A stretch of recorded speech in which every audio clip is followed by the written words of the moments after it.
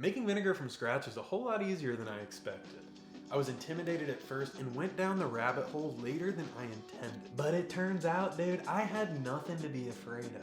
There's really only one way to mess up your vinegar using this method, and as long as you follow the golden vinegar rule, you won't have any problems at all. I sacrificed a batch purposefully ignoring the golden rule to show you exactly what to look out for in a successful and failed batch of vinegar.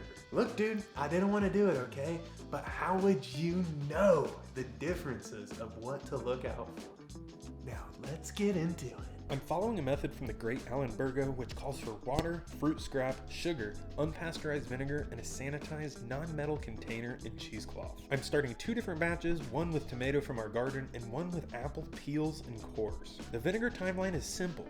Fruit with natural yeast break down sugars into alcohol, which are then converted to vinegar. It is very important when using this method that you use uncooked organic fruits to ensure you get a good yeasty fermentation. Organic or foraged is important as well because pesticides used on conventional fruits kill off that precious yeast. And this isn't even the golden rule. In a sterilized container, add 2 pounds of fruit scrap, 1 cup of sugar, 2 quarts of filtered water, and 2 tablespoons of unpasteurized vinegar. Give this a really good stir until the sugar is completely dissolved. Completely.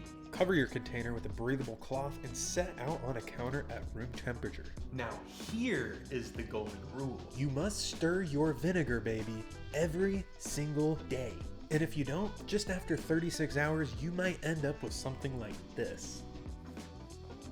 This is the one I stirred, and this is the one I didn't. I don't think I need to tell you what's wrong, but if you see fuzziness or an abundance of white, chalky film, it's probably best to get rid of that batch.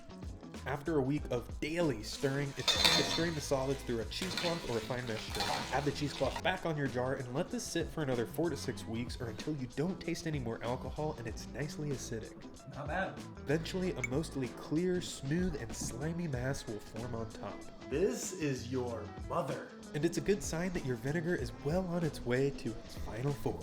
Making vinegar was a true testament to consistency being key.